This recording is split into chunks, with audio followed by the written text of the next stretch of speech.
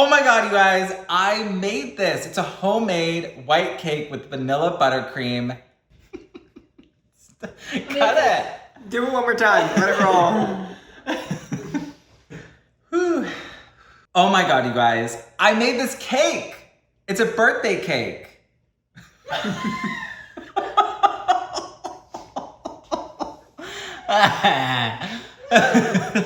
Why is this so hard? I made this birthday cake. It's a white cake with vanilla buttercream. I did all the piping myself, and I'm gonna show you how. Well, hello there. Welcome to the Sugar Treatment, where we bake and heal together.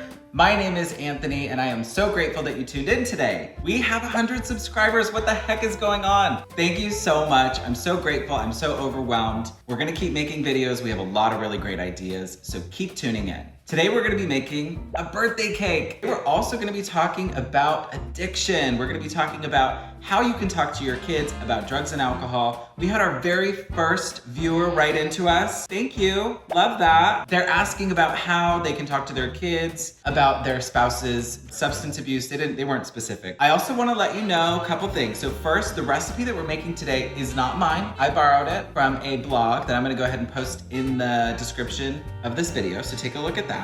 I do wanna let you know that while I am a social worker, in no way is the advice that I'm giving today a proxy for any kind of professional advice that you should be getting from your doctor or from your therapist. With that said, make sure that you subscribe to my channel, like this video, and shoot us an email if you have something that you would like us to talk about here on the show. Let's get started.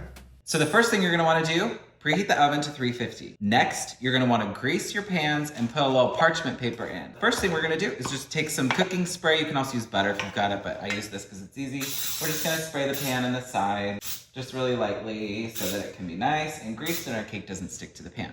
So you might be asking yourself, why are we baking a birthday cake on the addiction episode? And that's because getting a birthday cake is a tradition in Alcoholics Anonymous. When you get sober, you get your sober birthday. Mine is March 17th, which happens to be St. Patrick's Day, which is kind of ironic. So I've actually been sober for 8 years, which makes me feel really old. We've got our pans greased. We're gonna go ahead and mix our dry ingredients together. We have 2 3/4 cup of cake flour. So we're gonna go ahead and pour this in to our mixing bowl, really simple. Next we have a tablespoon of baking powder. Go ahead and pour that in. 3/4 teaspoon of salt. And then we're just gonna whisk these together. My favorite thing to do, just whisking. So now that we have our dry ingredients mixed up, we're gonna set them aside. Go ahead and get rid of these bowls. And then we're gonna go ahead and do our buttermilk and vanilla. I'm gonna go ahead and mix this in a measuring cup because it's just a little bit easier and I don't need to be dirty in more dishes. Our buttermilk, we're just gonna be doing a cup of the buttermilk, and this has been sitting out. The recipe says that you're supposed to have all of your ingredients room temperature. So that's your buttermilk, your butter, because you want it to be softened, and then the eggs. We're gonna do 2 teaspoons of vanilla extract. I'm just gonna go ahead and take a little spoon here and mix up the vanilla and the buttermilk until it's combined. Set this aside and move on to mixing our butter and our sugar. Now the one thing about this recipe, it says that you're supposed to mix the sugar and the butter for like 4 to 5 minutes, which is a really long time, but I guess it helps to like keep the cake really fluffy. So we're gonna go ahead and do that. So we're doing a cup of butter, so it's 2 sticks. Oh, and this is unsalted butter. Don't get the salted. 1 3/4 cup of granulated sugar. We're gonna go ahead and mix this up for 4 to 5 minutes so that there's a lot of air that gets beat into the butter and the sugar. So while the butter and the sugar is mixing up together, I'm gonna go ahead and grab my eggs. I've got my 5 egg whites that I've already cracked into this bowl here. I'm gonna go ahead and take my hand mixer and I'm just gonna make a whole lot of noise, and we're gonna whip these up until they're nice and thick. I think they say until like the peaks are stiff. We'll see what that means. I've whipped up my egg whites, and what they mean by like stiff peaks is when you go like that and like you see that little like peak, it just like stays there. We're gonna set aside our little stiff peaks, and then we're gonna go ahead and bring in our dry ingredients and our buttermilk. Mix in each of these ingredients, alternating each of these ingredients. So we're gonna start with the dry. do about a third of the mixture, and then we're gonna switch over to do the buttermilk. We'll do about a half. I got sober, like I said, March 17th of 2012, probably the worst day of my life. I remember my best friend had to come over. He took me to rehab, and I remember like drinking before I went, and it was just awful. My family tried to get me sober. They like sat me down. They tried to do like this intervention, and you know, at one point my mom and dad were like, look, we gotta like put some space between us because this isn't good for us. And I feel so, like looking back on that, I feel so guilty for having put them through the stress. I remember my mom telling me that she would go to bed every night just terrified that she was gonna get a call that I was like hurt or in trouble or something. My friends and family tried everything to get me to clean up my act. And ultimately, you know, it had to be me to really make the choice that I was going to get sober and change my life. Because the truth is, I hated who I was. I drank because I didn't have any self-worth. And drinking made me, it just filled that void. I never thought that I would end up there. And I think like being able to swallow my pride and ego and say like, look, I need help. That was the hard part. You know, stopping drinking, that was easy in a sense. It was more so just confronting the fact that this is who I was. It's a part of my story. So our mixture is all mixed up. Look at this. So this is the way that it's supposed to look, I'm pretty sure. We're gonna go ahead and bring in over our pans and just pour in about half the mixture into each of the pans. Okay, and then what you wanna do is you want to bang it on the counter so that if there's any air bubbles in it, they come out. Now we're gonna go ahead and put these in the oven. Remember, 350 for 28 to 32 minutes, or until a toothpick, you can like poke it and it comes out nice and clean. The cakes are in the oven. I have all the ingredients that I'm gonna need to go ahead and make my buttercream frosting. But first, I wanna address the viewer who wrote in asking for help about how they might be able to speak to their kids about their spouse's addiction. I wanna talk to you about 3 things as they relate to addiction. First, why people use. Second, how to talk to your kids. And third, how you can get help. Why do people use drugs and alcohol? To put it simply, people use to medicate. Typically, they live through some kind of childhood trauma, they're dealing with some kind of mental health issue, or some kind of life circumstances causing them to have stress in their life. And using makes that stress go away. How can you talk to your kids about addiction? I get it, it's tough, and it's probably uncomfortable. A lot of times we assume that kids don't know or that kids are too fragile to be able to have these types of conversations. But the truth is, kids know a lot more than you might think. What I typically do is that I try to make sure that kids are aware of what they are. Do you know what alcohol is? Typically kids will say, oh yeah, it's a thing in a bottle, maybe it's beer.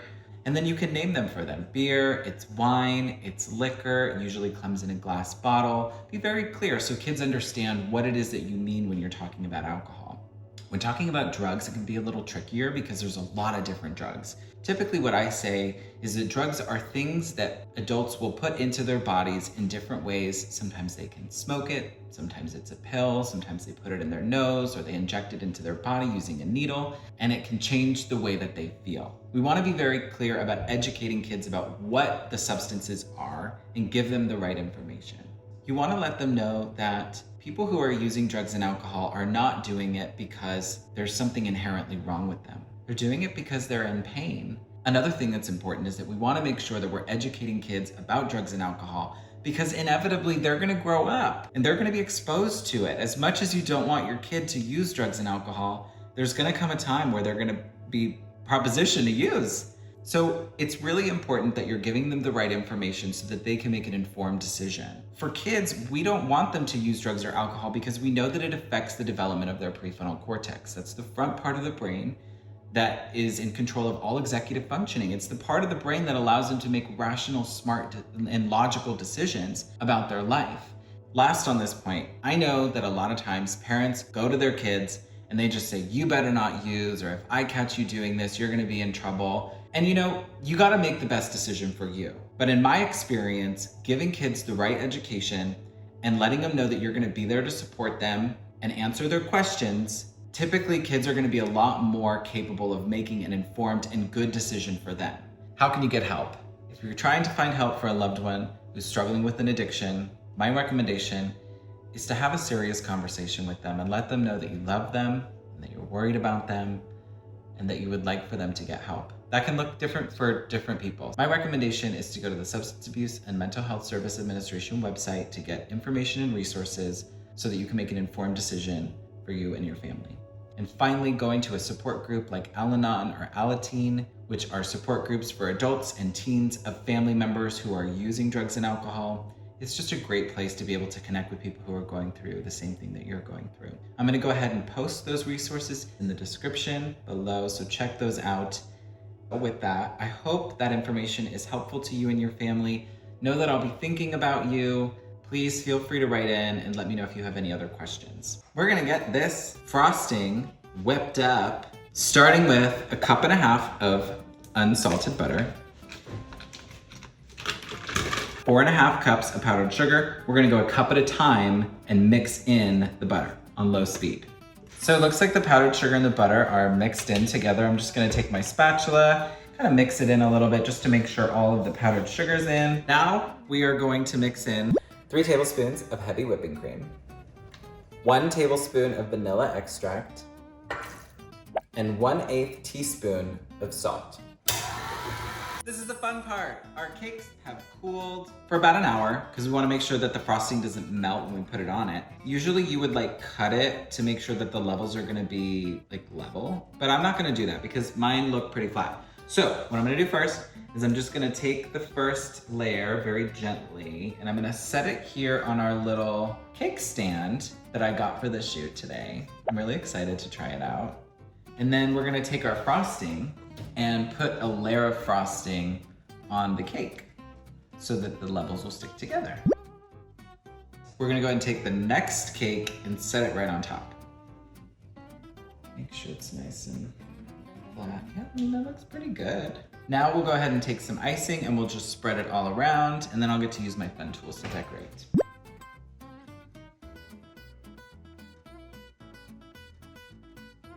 I've been doing a little practicing with my piping, and I think I've decided I'm gonna do this little kind of braided design around it. If it doesn't turn out well, we'll just scrape it off and try again. But I wanna try for you guys so that we can see if maybe this is possible. And I'm gonna have to do it with like one hand.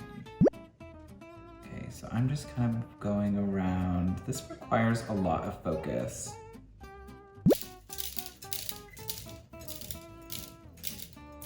Fun. Feel like an artiste. Look at that! We made a birthday cake! Happy birthday to all of you out there who are celebrating a sober birthday, a regular birthday, whatever.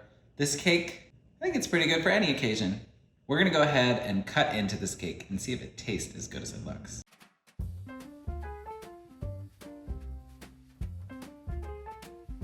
So this is the moment of truth.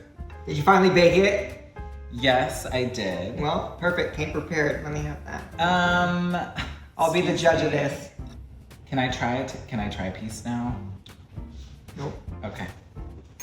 Thank you so much for joining me today on the sugar treatment. Make sure you like this video, comment below and let me know how yours turned out. Also, make sure that you subscribe to my channel. And make this cake, it's so good.